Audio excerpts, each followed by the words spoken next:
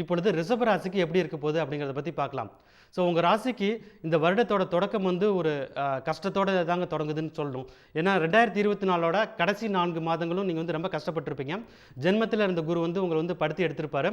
இந்த வருஷ தொடக்கமும் வந்து உங்களுக்கு வந்து அந்தளவுக்கு பிரமாதமாக இல்லை. அதுக்கும் காரணம் வந்து ஜென்ம ராசியில் சஞ்சரிக்கிற குரு பகவான் தான். ஸோ குரு வந்து உங்களுக்கு வந்து பல விஷயத்திலையும் சோதனைகளை கொடுக்கும். குறிப்பாக உடல்நிலை ஆரோக்கியம் பாதிக்கப்படும். இந்த பிபி, டென்ஷன் இதெல்லாம் வந்து வருவதற்கான வாய்ப்புகள் நிறைய இருக்குது. ஸோ சுகர் பேஷண்ட்டும் ரொம்ப கேர்ஃபுல்லாக இருக்கணும். அதிகமாக டிஸ்டன்ஸ் வந்து தனியாக ட்ராவல் பண்ண வேணாம். ஏன்னா டிசீனஸ் வருவதற்கான வாய்ப்பு வந்து இருக்குது. அது மயக்கம் ஏற்படலாம். ஸோ அதனால் அதிகமாக தனியாக ட்ராவல் பண்ண வேணாம். அதுக்கு அடுத்தது உங்களுக்கு வந்து சனி பகவானுடைய நிலையும் அந்தளவுக்கு பிரமாதமாக இல்லை.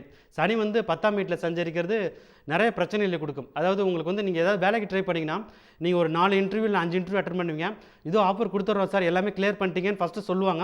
ஆனால் கடைசியாக பார்த்தீங்கன்னா ஒரு பிப்ரவரி, மார்ச் அதுக்கப்புறம் அந்த பீரியடில் பார்த்தீங்கன்னா ஒரு 5 இன்டர்வியூ பண்ணியிருந்தா கூட அவங்க ஃபஸ்ட்டு வந்து கன்ஃபர்மேஷன் கொடுத்துருந்தா கூட இல்லை சார் திடீர்னு ப்ராஜெக்ட் கேன்சல் ஆகிடுச்சு, அதனால் எங்களால் வந்து ஆஃபர் கொடுக்க முடியல அப்படின்னு சொல்லி கையை விரிச்சிருவாங்க. ஸோ இது மாதிரி ஏமாற்றங்கள் நிறைந்த ஒரு காலகட்டமாக தான் இந்த முதல் ஒரு 4-5 மாதங்கள் வந்து உங்களுக்கு வந்து இருக்க போகுது. ஸோ தொழில்துறையில் இருக்கவங்களும் வந்து இந்த சமயத்தில் ரொம்ப கேர்ஃபுல்லாக இருக்கணும். அதிகமாக மார்க்கெட்டிங்க்கு வந்து செலவு பண்ண வேணாம்.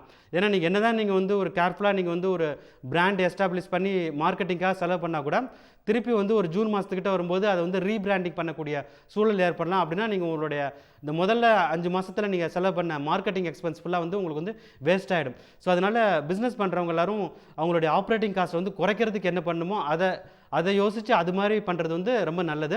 ஸோ ரிலேஷன்ஷிப்பில் இருக்கவங்களுக்கும் இது வந்து ஒரு சோதனையான காலகட்டம் தான். குறிப்பாக திருமணமான தம்பதியினருக்கு வந்து நிறைய பிரச்சனைகள் ஏற்படலாம். காதலர்களுக்கும் இது வந்து ஒரு சோதனையான காலகட்டம் தான். நிறைய பேர் வந்து பிரேக்கப் ஃபேஸில் போயிட்டு கோத்ரூ பண்ணிகிட்டு இருப்பாங்க. இதனால ஆன்சைட்டி, டென்ஷன், டிப்ரெஷன் இதெல்லாமே வந்து வரும். ஸோ உளவியல் ரீதியான பிரச்சனைகள் வந்து உங்களுக்கு வந்து அந்த ஃபஸ்ட்டு ஒரு 4-5 மாதத்தில் வந்து இண்டிகேட் பண்ணுது. ஸோ மன கஷ்டமும் இருக்கும், பண கஷ்டமும் இருக்கும் உங்கள் ராசிக்கு முதல்ல ஒரு 4-5 மாதத்துக்கு. ஸோ இதுக்கு அடுத்து உங்களுக்கு இன்னொரு பாசிட்டிவ் சேஞ்ச் அப்படி என்னன்னு பார்த்தீங்கன்னா, சனி பகவான் வந்து 10ஆம் வீடை விட்டு 11ஆம் வீடான லாபஸ்தானத்துக்கு வராரு மார்ச் 29, 2025. ஸோ அந்த பீரியட் வந்து உங்களுக்கு வந்து இந்த டெஸ்டிங் ஃபேஸ் இருக்கு இல்லையா, இந்த கடுமையான ஒரு சோதனையான காலகட்டம் அப்படிங்கிறது வந்து கொஞ்சம் முடிவுக்கு வரும். ஆனால் அது வந்து ஒரு அதிர்ஷ்டமான காலகட்டம் அப்படிங்கிறது வந்து சொல்ல முடியாது. ஏன்னா சனியோட பலன்கள் எல்லாமே வந்து ஸ்லோவாக தான் வரும்.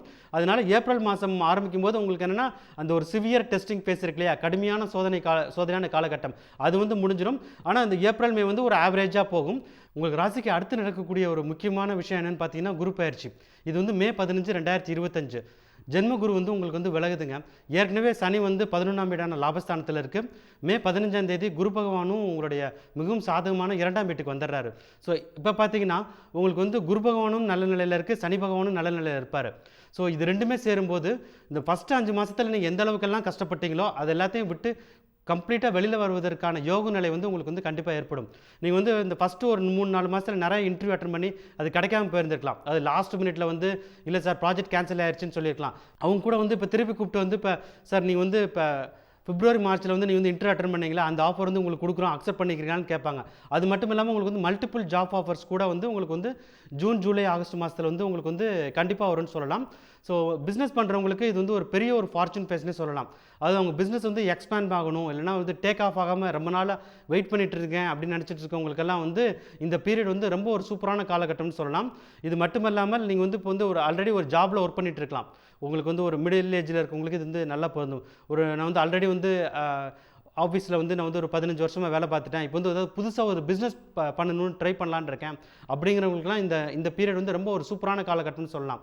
அவங்களோட எந்த ஃபீல்டு வந்து இப்போ வந்து ஒர்க் பண்ணுறாங்களோ அந்த ஃபீல்டை விட்டு வெளியில் வந்து வேற ஒரு ஃபீல்டில் ஷைன் ஆகக்கூடிய அளவுக்கு உங்களுக்கு வந்து டைம் வந்து சூப்பராக இருக்குன்னு சொல்ல முடியும். அடுத்தது வந்து உங்களுக்கு வந்து இந்த ஃபஸ்ட் ஹாஃபில் வந்து நிறைய ஆன்சைட்டி, டிப்ரெஷன் இதெல்லாம் வந்திருக்கும். அது எல்லாமே வந்து விலகி நல்ல ஒரு தன்னம்பிக்கை வரக்கூடிய ஒரு நல்லதொரு காலகட்டமாக ஜூன் மாதத்துலேருந்து உங்கள் ராசிக்கு வந்து கண்டிப்பாக இருக்கும். ஸோ குரு பகவானும் நல்லா இருக்குது, சனி பகவானும் நல்லா இருக்குது. இதனால் பணவரத்து வந்து பல மடங்கு அதிகமாக இருக்கும். இந்த முதல் 5 மாதத்தில் வந்து நீங்கள் வந்து நிறைய பண விஷயத்தில் கஷ்டப்பட்டுருப்பீங்க. நிறைய பேர் கடன் பிரச்சனையால் கிட்டத்தட்ட பேங்க்ரப்சி ஆகிற அளவுக்கு கூட போயிருந்துருக்கலாம். ஸோ அவங்க கூட வந்து அந்த ப்ராப்ளத்தை விட்டு கம்ப்ளீட்டாக வெளியில் வருவதற்கான ஒரு நல்லதொரு சூழ்நிலை வந்து கண்டிப்பாக ஏற்படும். பேங்க் லோன் கிடைக்காம நிறைய பேர் கஷ்டப்பட்டுருக்கலாம். இப்போ புதுசாக வீடு வாங்கணும்னு சொல்லி நிறைய ட்ரை பண்ணிட்டு இருப்பாங்க. அவங்களுக்கெல்லாம் பேங்க் லோனே கிடைக்காது. அவங்களுக்கெல்லாம் பேங்க் லோனும் வந்து இந்த ஜூலை, ஆகஸ்ட், செப்டம்பர் மாதத்தில் கிடச்சிடும். இந்த வருஷம் முடியும் போது பார்த்தீங்கன்னா கிட்டத்தட்ட இந்த வருஷம் ஆரம்பிக்கும் போது எந்த அளவுக்கு கஷ்டப்பட்டீங்களோ அது எல்லாமே கம்ப்ளீட்டாக மாறி வருஷம் முடியும் போது அந்த அளவுக்கு சூப்பராக இருக்கக்கூடிய ஒரு நல்லதொரு வருஷமாக தான் உங்கள் ராசிக்கு வந்து இந்த வருஷம் வந்து இருக்க போகுது.